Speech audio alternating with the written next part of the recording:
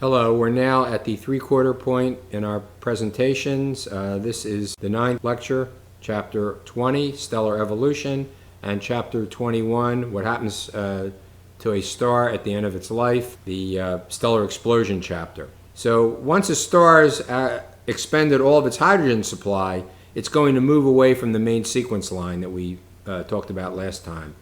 And this actually indicates that it's nearing the end of its life. When this happens, the time at which this happens depends on the mass of the star, and it also, the end of its life also depends on what happens afterward. In general, stars of low mass die a more or less gentle death, and stars of greater than 8 solar masses, which we would call high mass stars, have a rather cataclysmic ending. For a star like our own sun, it's going to move once it moves off the main sequence, it moves along a line that we call the subgiant branch. And this is with the last stage of stellar evolution that we left off of was stage 7. So we're now at stage 8. And this occurs after the end of core hydrogen burning, when the hydrogen in the core, it's not all the hydrogen in the sun or in that star, but the stuff that's in the core is essentially depleted. So the sun's surface temperature will be the same as when it formed 4.5 billion years ago at that point, but the sun will actually be 30% more luminous. As hydrogen is depleted, the core contraction occurs, and then the hydrogen that's actually present in the shell of the star, that is the surface hydrogen, is actually going to start to burn. And I might add that when the hydrogen shell starts to burn, then the star is going to become brighter for a brief period of time. As it leaves the main sequence at stage 8, the surface temperature will have fallen to 4,000 kelvins, but the core will be at 50 million degrees, and the density will have increased from 100,000 kilograms per cubic meter, which it was in stage 7, and now it's up to 10 to the 7th kilograms per cubic meter at stage 8. And the star will now, sun-sized star will now have a size of 3 solar radii. So now the star is moving along the subgiant branch, and it's going to remain there for approximately 100 million years. At this point, hydrostatic equilibrium is actually going to be disturbed.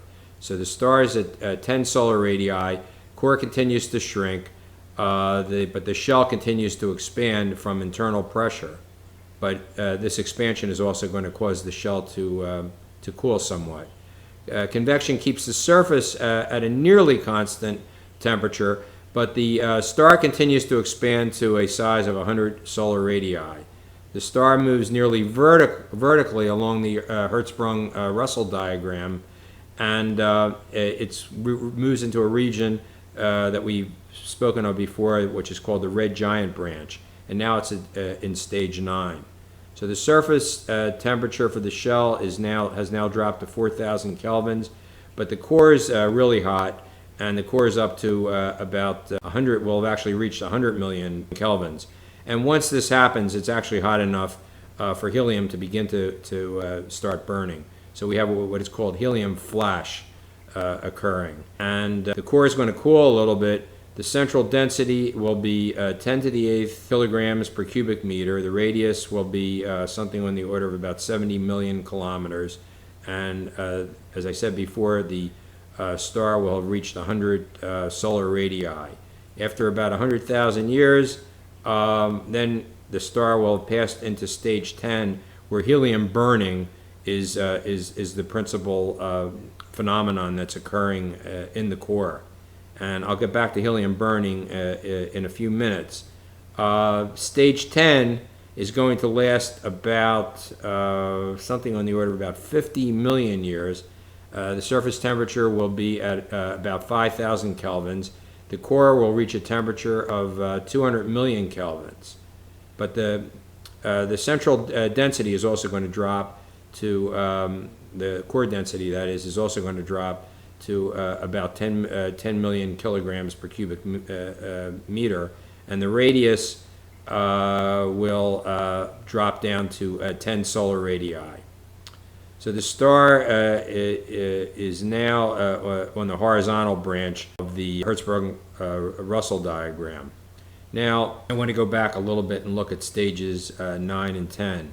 So at stage 9, what is actually happening is that those of you that have already studied chemistry are familiar with something called the Pauli exclusion principle, which forbids, it's a quantum mechanical principle that basically forbids any two electrons in an atom from having the same four quantum numbers. That is, principal quantum number, spin, what we call the azimuthal or angular momentum number, and also the magnetic quantum number. So these are the four quantum numbers that actually determine or actually are assigned to each individual electron.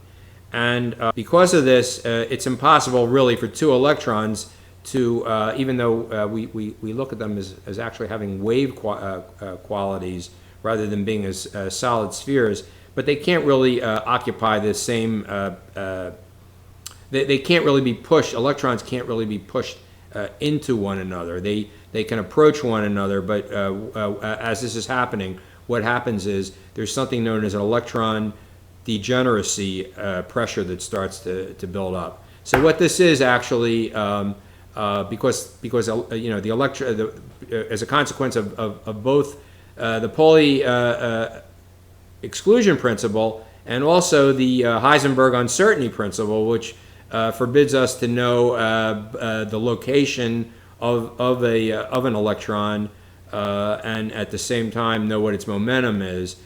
These things really preclude two electrons basically from occupying the same point in space at the same time. So you can almost think of them as being solid objects in that sense, that as they get pushed close enough to one another, there's going to be this pressure that would have to be overcome in order for the core to continue to contract. So this electron degeneracy pressure is actually going to resist the force of gravity.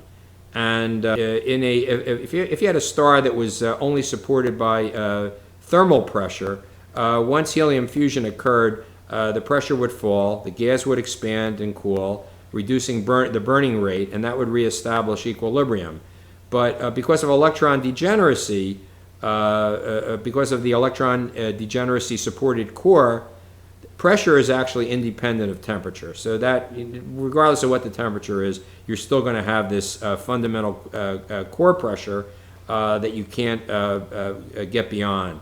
So just as helium burning starts, the pressure doesn't rise, the gas doesn't expand, and the temperature doesn't drop to stabilize the core. Instead, what actually happens is the temperature rises rapidly, and that occurs over a very brief period of time, maybe a few hours. And this is referred to as helium flash. This runaway fusion actually heats the core until the thermal pressure actually dominates, and that will start to expand the core, dropping its density and reestablishing equilibrium, in which, and during this period of time, helium is actually going to start to burn, and it's going to be converted to carbon. And I want to go back and look at that process as well in a moment. As you're approaching the horizontal branch, what happens is this star now is going to have strong stellar winds and will have ejected as much as 20 to 30% of its stellar mass. So if we look along this horizontal branch, we'll find that more massive stars are actually on the right side of the branch, and less massive stars are going to actually occupy the middle or the left side of the branch. At the end of stage 10, when helium has been consumed, the star once again is going to then ascend to what we call, what we've talked about this before, and that's called the giant branch. And that occurs, as I said, once that occurs, that's at stage 11.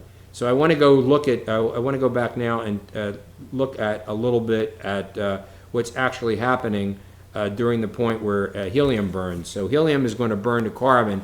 It doesn't do so in a one-step process. It does so by a process that's sometimes referred to as the triple alpha process, and we'll see why in a moment. We've got two helium nuclei, and these two would actually combine under these these conditions of great pressure and temperature. They're actually going to combine to form a beryllium nucleus, which is it's got an atomic number of 4 and an atomic mass of 8, and the beryllium nucleus then is not going to be around for any length of time, and that's going to encounter another alpha particle. So we now have the beryllium picking up another alpha particle, another helium nucleus. And now you can see why this is called the triple alpha process, because we've got one alpha here, another one here, and another one here, making a triple alpha. And that will actually give us, and this is the end point of what's happening in a helium burning star. As it's consuming its helium, it's forming carbon 12, which is the common isotope of carbon, 6 protons and 6 neutrons to give a mass of 12. And it's carbon 12 that is actually now going to start to deposit itself into the core of this kind of a star. Okay, so that's the process that's occurring. And if we actually look at our Hertzsprung-Russell diagram that we had before, where we've got here are main sequence stars, and this star, the Sun, or a Sun-sized star, which was at stage 7, has left the main sequence. So it's going to start moving kind of in this direction along the diagram, and we'll get to stage 8, the stages that we talked about, and then it actually is going to move up to stage 9. When it gets to stage 9, it's actually at the point where it's along the red giant branch. Stage 8 is that's called the subgiant branch. Then the star goes to stage 9, where it's at the giant branch, and then it's going to move along to stage 10. And at stage 10, this is where it's actually moving off in this horizontal, more or less horizontal direction. So now it's moving kind of in this direction and down a little bit. So it's at stage 10, and then it's going to asymptotically move up to meet. If we extended this line here, these 2 points would meet somewhere up here. So this is sometimes called an asymptotic branch here. But at the end of stage, let's see, so that's stage 11. And what's happening there is the star is moving up towards the giant branch once again. So we've got the carbon core is forming, helium burning is stopping in the core, and the carbon core is going to begin to shrink, and the shrinkage, of course, is going to cause it to heat up again. That's going to cause hydrogen and helium, which are now in the shells of this star. They're not in the core anymore. They're going to start to burn. So the outer envelope is now going to expand as we get hydrogen and helium fusion occurring. And the star is going to become a red giant because of that. It will actually have moved back up to the point where it's once again going to become a red giant. So this branch along here is the asymptotic giant branch. And then I said the point up here would be that would be stage 11 up there. And that's what you can see is, well, stage 11 isn't all the way up here. It never really gets up there because there's really not enough time for a star to ever reach this point. Something else is going to happen. But if we could extend this out, just in the direction that it's going asymptotically, these 2 things would meet somewhere up here. But stage 11, might be somewhere right around here. And you can see that, a much better diagram of that in your book. So the Sun, as I said before, or a solar-sized star, is not going to live long enough for the branch along 11 and the branch along 9 to actually merge together. But once the star reaches the stage 11, its surface temperature will be approximately 4,000 kelvins. But the core is going to get really hot now. It's 250 million degrees. The core density is going to increase to 10 to the 8th kilograms per cubic meter. And that means that also at the same time, the star, its shell is going to be, its photosphere is going to be really enormous. So now the star is going to be 4 times 10 to the 8th kilometers, and that is approximately 500 solar radii. The carbon core is going to continue to grow in mass and shrink in radius. It's growing in mass as the helium is being converted into carbon, but it's shrinking in radius because of the increased pressure.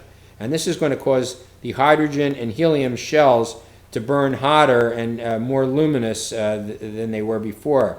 And eventually, all the hydrogen and helium in the outer shells is going to be used up. And the carbon core, really, for a solar-sized sun, is never going to reach the temperature needed for carbon to continue to burn, which is actually all the way up around 600 million kelvins. So it's never going to get hot enough for that to actually occur. And as far as the core itself, the core then the nuclear processes, once the carbon is used up, are actually going to stop. So once the core density reaches 10 to the 10th, that would be 10 billion kilograms per cubic meter, electron degeneracy pressure then prevents further contraction from occurring. Although the carbon can't fuse with itself, fusion does occur nevertheless between carbon and helium in the inner shells. So for instance, not in the core, but carbon that's still present in the inner shell can fuse with helium, and we can get something like this happening now, where we can get our carbon that formed before, carbon-6, fusing with helium, and that's going to give us oxygen. So in this way, we can form heavier elements. So that's oxygen, atomic number 8, atomic mass 16. When this actually happens, this is going to heat the core up. Now the core temperature is going to get up to about 300 million kelvins. But the central fires, the core itself, are really pretty much going to be extinguished. The star now is actually in stage 12. The helium shell of the star continues to burn and increase in intensity, and you have a radius of about 300 solar radii. That means that a sun-sized star, or our sun, for instance, would actually now be big enough that Mercury would actually be within the photosphere of the sun.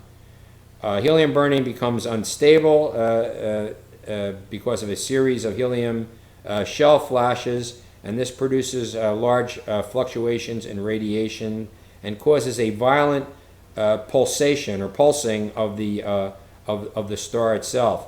And as these pulsations occur, temperature drops to the point where electrons can actually recombine with nuclei and start to form atoms again. So when that happens, what occurs is as the electrons recombine is that photons are going to be produced, and these photons actually provide enough energy to expel the star's outer envelopes, and that will take place over a few million years. And that results in, when we reach stage 12, in something that is called a planetary nebula.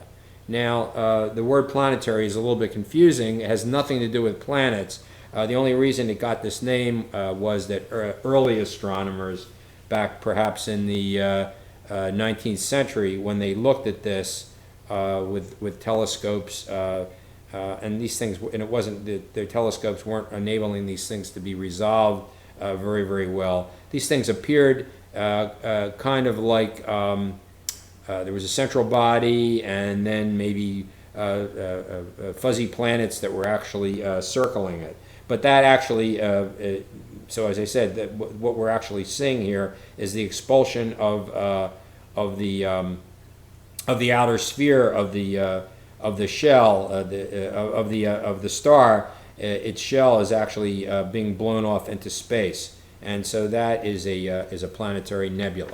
So at the end of stage 12, the outer surface of the nebula. Now the nebula, is going to be very, very large. It's actually 1,000 solar radii, but the density, we're not talking about the core of this thing, we're talking about the nebula itself, has a density of 10 to the minus 17th kilograms per cubic meter. So that's quite small. There are about 1,500 planetary nebulae known in our own galaxy, in the Milky Way galaxy.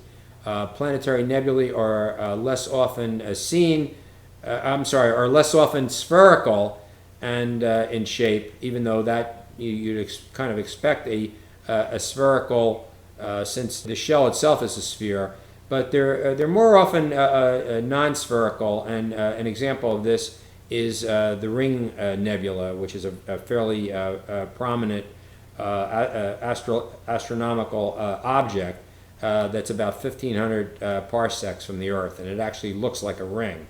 The carbon core remaining at the center of a planetary nebula, which once the shell has actually been blown off, this is what we refer to as a white dwarf.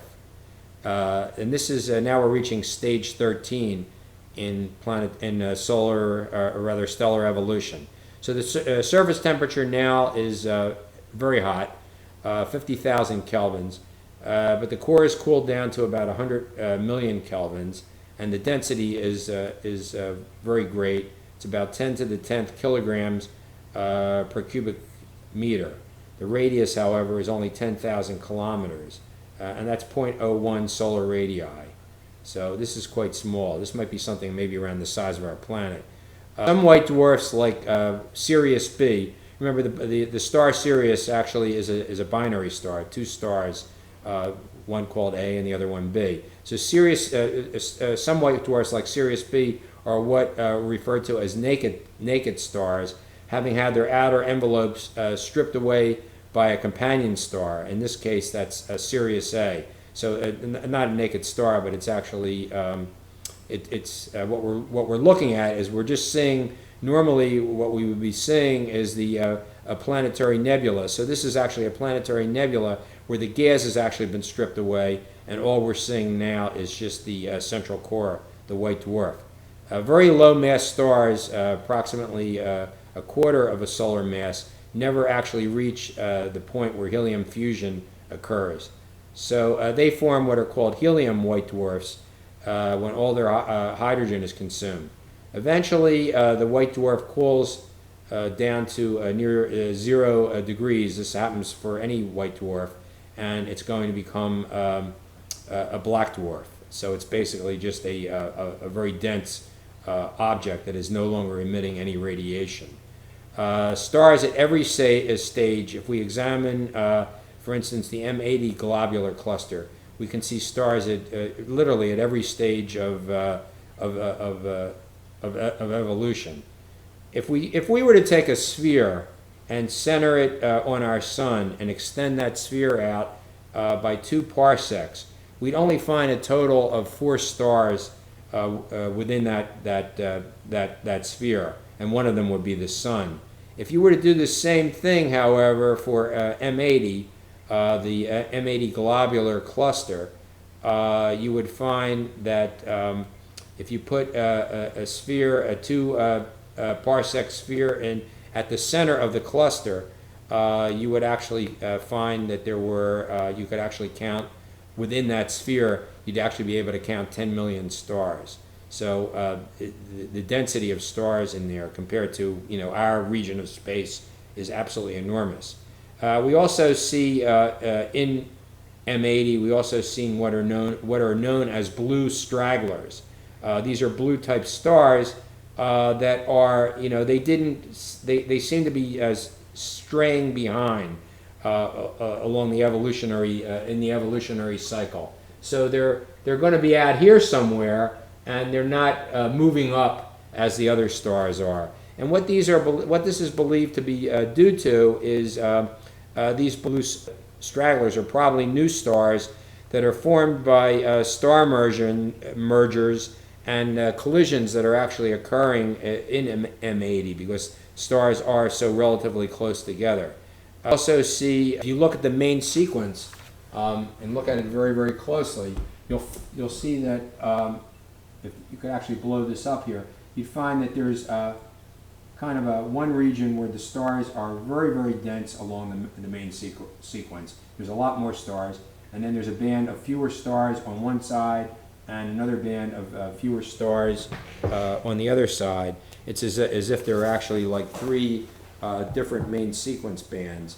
And what this is really having to do with is that these stars, as we go from right to left, we're actually seeing increasing helium content in those stars. So the ones on the right, the ones on the right-hand side of this have the lowest helium content, and as we move in this direction, the stars have a higher helium content.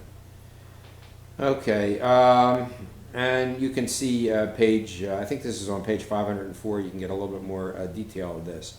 So for stars that are more than 2.5 solar masses, there is no helium flash.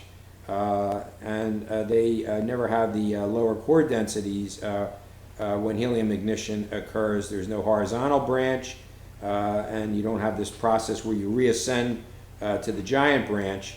And these what we call high mass stars can fuse carbon. They can also fuse oxygen and even heavier elements. And they can become red, or in some cases even blue, what are referred to as supergiants. Rigel is an example of a blue supergiant. Since we talked about Orion before, the lower right-hand star that makes up the foot of the right foot of Orion, and Betelgeuse, which would be the left-hand star, is a red supergiant. So let's summarize this then, and we'll say that for stars of, if we look at various solar masses and we look at what the final stage of the star is, this is what we would say. Okay, so we would have very low solar masses, less than 0.08, the solar mass, and then final stage of the object, what the object will ultimately become in the end. This is a brown dwarf, sometimes called a hydrogen brown dwarf. Too small and too cool for hydrogen to actually start burning. From 0.08 to 0.25, these things are going to form helium white dwarfs. And from 0.25 up to 8 solar masses, these will form carbon and oxygen white dwarfs. So this is where we would put our own sun, and that will be the ultimate fate of the sun. From 8 to 12 solar masses, then you've got what are referred to as neon oxygen white dwarfs. And beyond 12, greater than 12, that's the critical value, then you're going to end with something called a supernova, which is actually going to be covered in the next chapter, so I won't discuss that right now.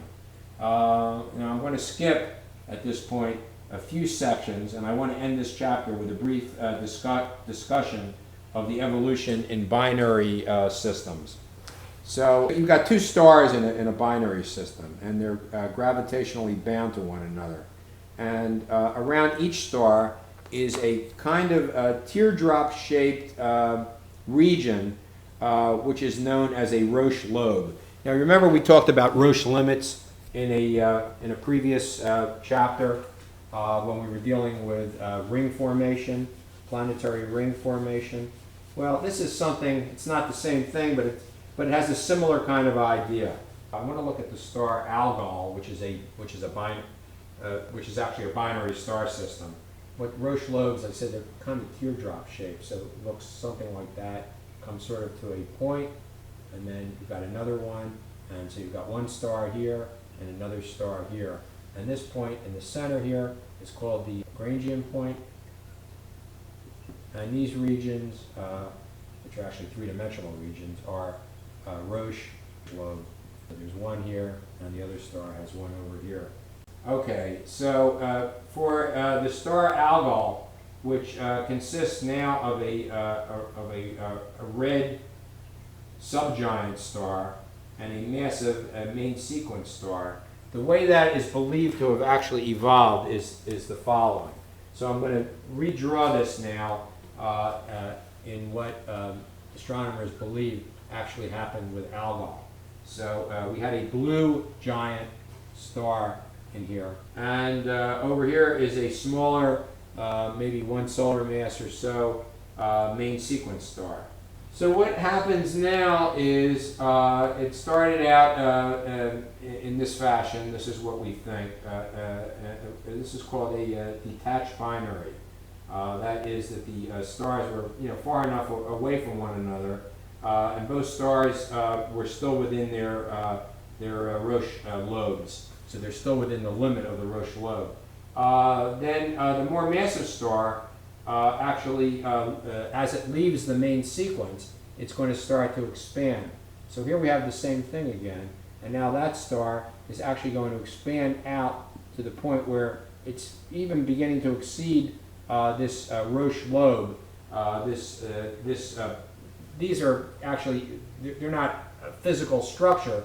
This is the influence of gravity. That's what we're really talking about. So this is kind of a gravitational construct. But what happens is once this actually exceeds the Roche lobe, so now this star now is proceeding to become a giant star, and once that happens, now mass, once this actually gets out of here, mass is actually going to be transferred from here over to here. So mass is transferred to the star over here, to this smaller star, and that means this star is going to start to grow in size. So this is going to get a little bit bigger, and this one, since it's transferring its mass, is actually going to get smaller. And what will happen now, and so now we're going to get an intermediate mass main sequence star over here. So this is a 1 solar mass, and this is intermediate mass. And this is rapid. Now we're seeing rapid mass transfer. So mass is transferred to the star on the right, as I said before. Now in the final stage, where the star is right now, we're going to get slower mass transfer. That's what's currently happening. But now the star itself is, if we actually look at it within the Roche lobe, the star is smaller than the Roche lobe, but it's still a big star, and it's a red becomes a red subgiant now. So this is a red subgiant. And the other star now is a massive main sequence star. So that will be the other star. So now we've got the massive main sequence star is actually, this is a blue, it's hot, so it's a blue giant star. And the other star over here is this red subgiant. And that's what we currently see today. Okay, I think we're done with chapter 20.